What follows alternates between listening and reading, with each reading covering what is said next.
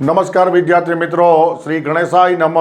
આજના ગણેશ ચતુર્થીના પવિત્ર દિવસે હું ઇકોનોમી એટલે અર્થતંત્ર વિષયની રજૂઆત કરવા જઈ રહ્યો છું. શરૂઆત કરું છું આજથી. તો વિદ્યાર્થી મિત્રો, આપને લાભ થાય તેવા પૂરેપૂરા પ્રયત્નો કરતો રહીશ, જેની સામે હું આપની પાસે સતત ભણતા રહ્યો તેવો હું સહકાર પણ માગું છું. ઓકે, ધન્યવાદ વિદ્યાર્થી મિત્રો. આજે આપણે નવી સફર શરૂ કરી છે. તો વિદ્યાર્થી મિત્રો, પ્રકરણ 1 જે છે એની શરૂઆત કરી છે આપણે. પ્રકરણ 1નું નામ છે સ્વતંત્રતા પૂર્વે ભારતીય અર્થતંત્ર. તો આમાં થોડુંક ઐતિહાસિક બાબતો આવશે વિદ્યાર્થી મિત્રો, પણ શેને લઈને? તો કે અર્થતંત્રને લઈને, બરાબર, ઇકોનોમિક્સ અથવા ઇકોનોમીને લઈને. અચ્છા, તો આપણે આ જે ચેપ્ટરની રૂપરેખા જે છે એમાં જોઈએ આપણે. તો સૌથી પહેલું આવશે પ્રાચીન ભારતીય અર્થતંત્રમાં સિંધુ ખીણ સંસ્કૃતિ વિશે, એ જમાનામાં મૌર્યકાલીન યુગમાં, ગુપ્તકાલીન યુગમાં. પછી આપણે જોઈએ બીજું તો મધ્યકાલીન અર્થતંત્રની વાત કરીએ તો પલ્લવકાલીન, ચૌલકાલીન, સલ્તનતકાલીન, વિજયનગરકાલીન અને મુઘલકાલીન. આટલા ટોપિક ઇન્ક્લુડ થશે.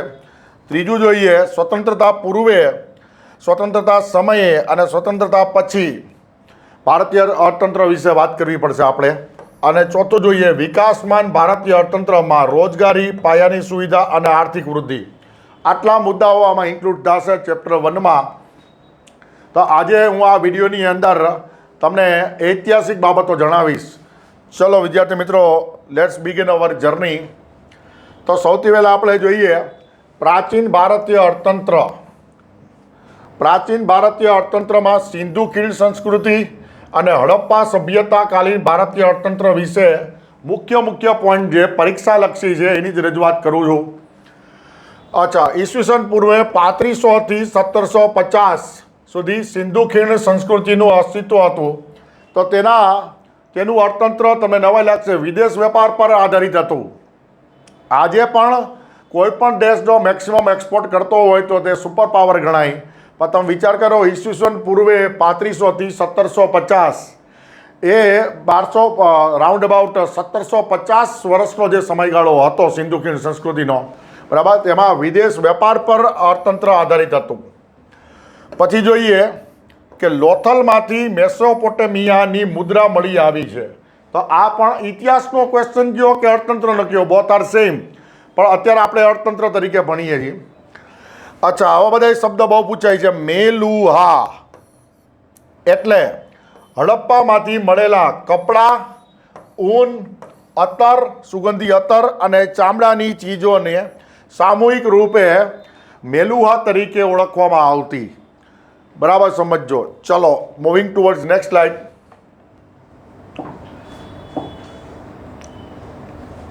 અચ્છા, પ્રાચીન ભારતીય અર્થતંત્રમાં મૌર્યકાલીન ભારતીય અર્થતંત્ર. મૌર્યકાલીન ભારતીય અર્થતંત્ર કૃષિ, પશુપાલન અને વાણિજ્ય પર આધારિત હતું. અને આવા જ તમને પ્રશ્ન પૂછાશે. વાર્તા તરીકે ઓળખાતું મિશ્ર અર્થતંત્ર હતું. હાલમાં ભારતમાં મિશ્ર અર્થતંત્ર છે, મતલબ મૂડીવાદી અને સમાજવાદી બંને લક્ષણો જોવા મળે છે. પરંતુ મૌર્યકાલીન યુગની અંદર જે મિશ્ર અર્થતંત્ર હતું તેને વાર્તા કહેવાતું હતું. એક સમજો. ચલો, ભારતમાં કર પ્રણાલી મૌર્ય કાળથી શરૂ થઈ. તો આ પણ તમારો ક્વેશ્ચન છે, કયા કાળથી કર પ્રણાલી, ટેક્સ સિસ્ટમ શરૂ થઈ? તો કે મૌર્ય કાળથી. ચીનથી ક્ષોમ નામનું રેશમી વસ્ત્ર તથા દુકુલ નામનું સફેદ વસ્ત્ર પ્રખ્યાત આયાતી વસ્ત્રો હતા. તો આ બે પ્રકારના વસ્ત્રો એક યાદ રાખજો, ક્ષોમ અને દુકુલ નામના વસ્ત્રો આપણે ચીનથી આયાત કરતા હતા મૌર્યકાલીન યુગમાં. ચલો નેક્સ્ટ જોઈએ પ્રાચીન ભારતીય અર્થતંત્રમાં મૌર્યકાલીન ભારતીય અર્થતંત્ર. પશ્ચિમ બંગાળમાં આવેલું તામ્રલિપ્તિ અને ભરૂચ, પશ્ચિમ બંગાળમાં આવેલું તામ્રલિપ્તિ અને ભરૂચ આંતરરાષ્ટ્રીય બંદરો હતા. બરાબર, ભરૂચ આપણું અહીંયા ગુજરાતનું. ચલો, મૌર્ય કાળમાં સૌથી મહત્વની ધાતુ લોખંડ હતી, માટે એકાધિકાર રાખવામાં આવ્યો હતો. લોખંડ પર એકાધિકાર મતલબ રાજાની મોનોપોલી હતી. જે તે રાજા રાજ કરતો હોય, એકાધિકાર એટલે મોનોપોલી. નેક્સ્ટ પછી આવશે પ્રાચીન ભારતીય અર્થતંત્રમાં ગુપ્તકાલીન ભારતીય અર્થતંત્ર આવશે. ગુપ્તકાલીન તો કે ગુપ્તકાલીન ભારતીય અર્થતંત્રમાં ખેડૂતોએ 1/6 1/6 પાકની ઉપજનો ભાગ ભૂમિ કર સ્વરૂપે અને વેપારીઓએ શુલ્કના નામનો કર આપવો પડતો. તો એકવાર પૂછાયેલો પ્રશ્ન છે કે ભાઈ શુલ્ક નામનો કર કયા કાળનો હતો? તો કે ગુપ્તકાલીન કાળનો હતો. શુલ્ક આ પણ પૂછાઈ ગયેલો છે. અચ્છા, પછી આવશે વિષ્ટી એટલે કે વેટ અને બલી નામના કર લેવાનો અધિકાર રાજાને હતો. તો કે કયા કાળમાં? તો કે ગુપ્તકાલીન કાળમાં. વિષ્ટી અથવા વેટ કર અથવા બલી કર કયા કાળમાં લેવામાં આવતો? તો કે ગુપ્તકાલીન કાળમાં લેવામાં આવતો. તો આ બધી અર્થતંત્રને લગતી બાબત છે અને આમ તમને ઐતિહાસિક પણ લાગશે. ચલો નેક્સ્ટ જોઈએ, પાછું ગુપ્તકાલીન જ આવે છે. પ્રાચીન ભારતીય અર્થતંત્રમાં ગુપ્તકાલીન ભારતીય અર્થતંત્ર. ગુપ્તકાળમાં જમીન માપણી માટે નિવર્તન, કુલૈવાપ, દ્રોણ અને વાપ જેવા શબ્દો વપરાતા. કયા કાળમાં? ગુપ્તકાળમાં. શેના માટે? જમીન માપણી માટે. શબ્દો બધાય જોઈ લેજો. નિવર્તન, કુલૈવાપ, દ્રોણ અને વાપ જેવા શબ્દો વપરાતા. શેના માટે? જમીન માપણીમાં. અને જમીન માપણીનો સૌથી નાનો એકમ ગુપ્તકાળમાં અંગુલ, અંદાજિત 3/4 એટલે 3/4 ઇંચ હતો જમીનનો નાનામાં નાનો માપ. એટલે ત્યાં સુધી જમીનની માપણી કરવામાં આવતી, પ્રિસાઇઝ. કૂવામાંથી પાણી ખેંચવાના યંત્રને ગુપ્તકાળમાં ઘટી યંત્ર કે અરઘટ કહેવામાં આવતા.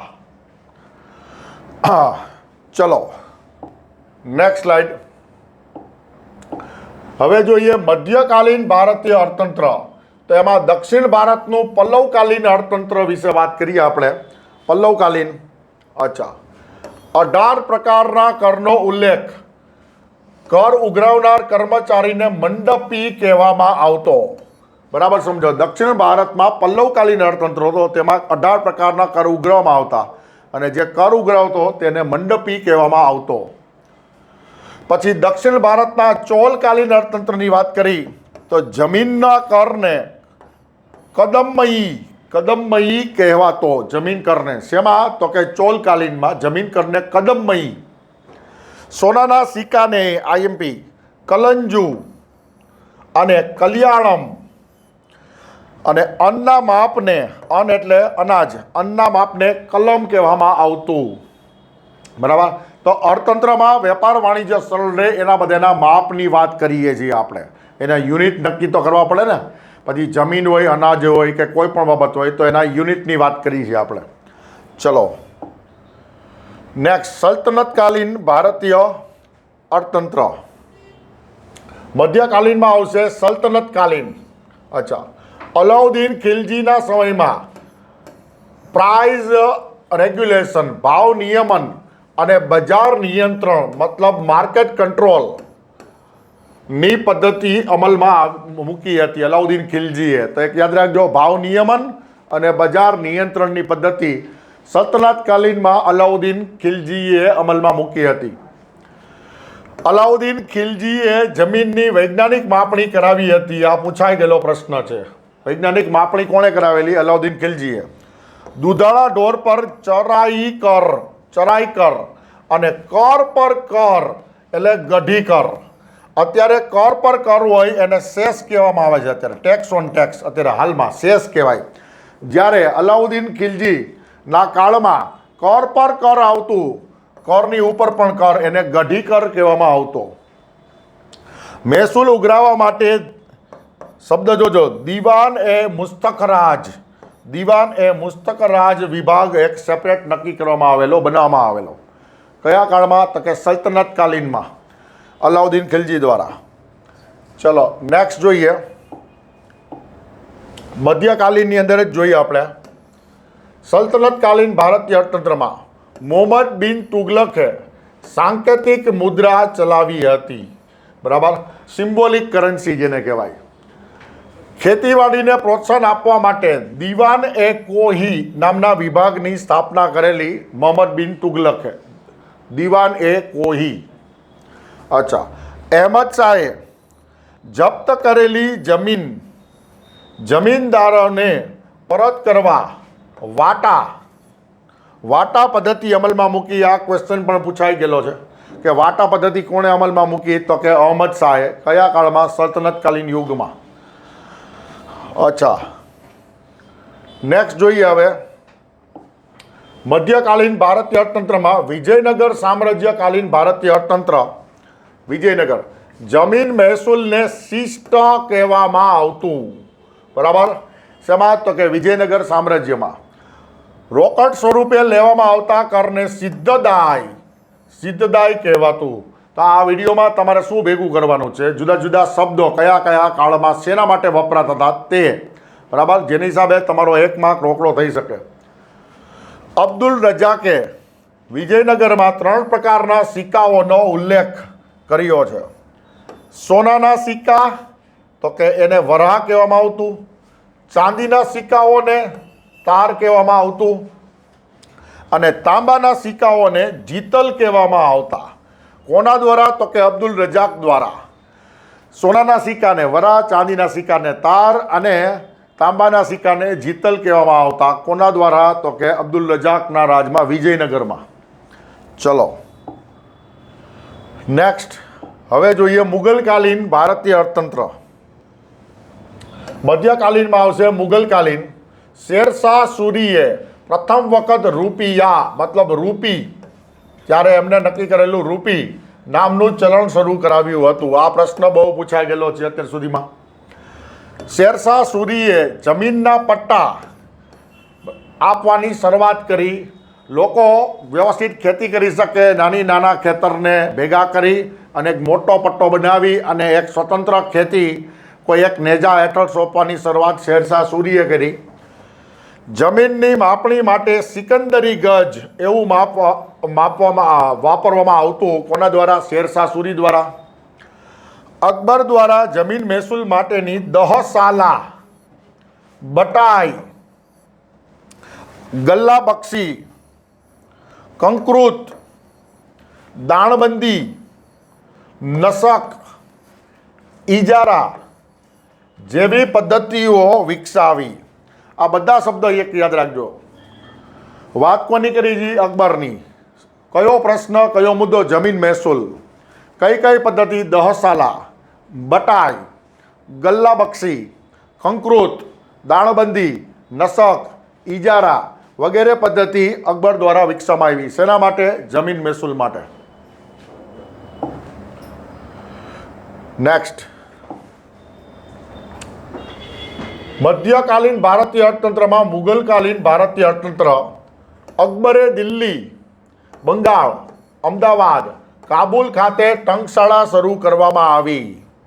તો તમને પૂછાય કે નીચેમાંથી કઈ જગ્યાએ નેગેટિવ પણ પૂછી શકાય કે ભાઈ મુગલકાલીનમાં કઈ જગ્યાએ ટંકશાળા શરૂ કરવામાં નહોતી આવી, એમ પણ પૂછી શકાય. યાદ રાખજો. હા, દિલ્હી, બંગાળ, અમદાવાદ, કાબુલ. દિલ્હી, બંગાળ, અમદાવાદ, કાબુલ ખાતે ટંકશાળા મતલબ મિન્ટ, સિક્કાઓને છાપવાની ફેક્ટરી જગ્યા. મરાઠા કાળમાં ચોથ અને સરદેશમુખી જેવા કરનો સ્ત્રોત હતો. તો મરાઠા કાળમાં ચોથ અને સરદેશ, અને આજે એટલા માટે જ તે આ ઘણી જગ્યાએ સરનેમ તરીકે પણ વપરાય છે. અચ્છા, તો એ શું હતો? કરનો સ્ત્રોત હતો મેઇન મરાઠા કાળમાં. ચલો પછી જોઈએ આધુનિક ભારતીય અર્થતંત્ર.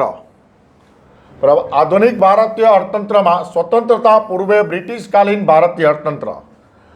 1757 પ્લાસીનું યુદ્ધથી 1947ના બ્રિટિશ રાજને ઉપનિવેશક કાળ કહેવાય છે. ઉપનિવેશક કાળ કયા? 1757 થી 1947 એને ઉપનિવેશક કાળ કહેવાય છે. અચ્છા, આ પણ પ્રશ્ન પૂછાઈ ગયેલો છે. 1901માં દાદાભાઈ નવરોજીએ પોતાના પુસ્તક poverty and unBritish rule in India માં ભારતની સંપત્તિ બ્રિટનમાં જતા રહેવાની પ્રક્રિયાને ડ્રેન ઓફ વેલ્થ કહ્યું છે. પુસ્તક કોણે લખ્યું? દાદાભાઈ નવરોજીએ. સમસ્યા શું હતી? ભારતની સંપત્તિ અંગ્રેજો લૂંટી અને બ્રિટનમાં લઈ જતા, અને એને શું નામ આપવામાં આવ્યું? Drain of wealth. ડૉક્ટર આંબેડકરજીએ ભારતીય અર્થતંત્ર per the history of Indian currency and banking પુસ્તક લખ્યું છે. બરાબર, કેબીસીની અંદર પૂછાઈ ગયેલો પ્રશ્ન, the history of Indian currency and banking. સામાન્ય રીતે આ વિષય સાથે ડૉક્ટર આંબેડકરજીને જોડવામાં આવતા નથી, પરંતુ એમના વિશિષ્ટ વિશાળ બહોળા જ્ઞાનને કારણે એમને આ વિષય પર પણ પુસ્તક લખ્યું હતું, માઇન્ડ ઇઝ વેલ. અચ્છા, પછી આવશે સ્વતંત્રતા સમયે ભારતીય અર્થતંત્ર. 1872માં પ્રથમ વસ્તી ગણતરી થયેલી, પરંતુ સુવ્યવસ્થિત વસ્તી ગણતરી 1881માં થઈ. સૌપ્રથમ 1872માં અને સુવ્યવસ્થિત 1881માં. 1911થી 1921ના સમયગાળામાં ભારતની વસ્તીમાં -0.03નો ઘટાડો થયો હતો, અને માટે 1921ને વસ્તી વિભાજક વર્ષ કહેવાય છે. વિભાજક વર્ષ પણ કહેવાય છે 1921ને. અર્થશાસ્ત્રમાં 11 કે 12 ધોરણની અંદર આ પ્રશ્ન પૂછાઈ ગયેલો છે કે 1921ને વિભાજક વર્ષ કહેવાય વસ્તીના આધારે. સ્વતંત્રતા પછીનું ભારત. અચ્છા, સ્વતંત્રતા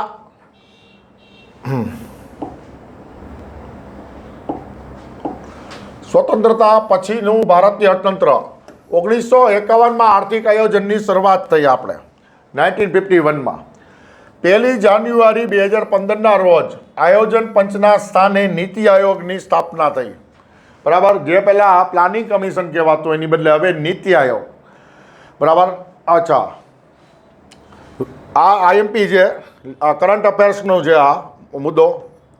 વિશ્વ બેંક 2022ના અહેવાલ મુજબ સમખરીદ શક્તિ purchase price parity approach PPP ના આધાર પર ભારત ત્રીજા ક્રમે છે.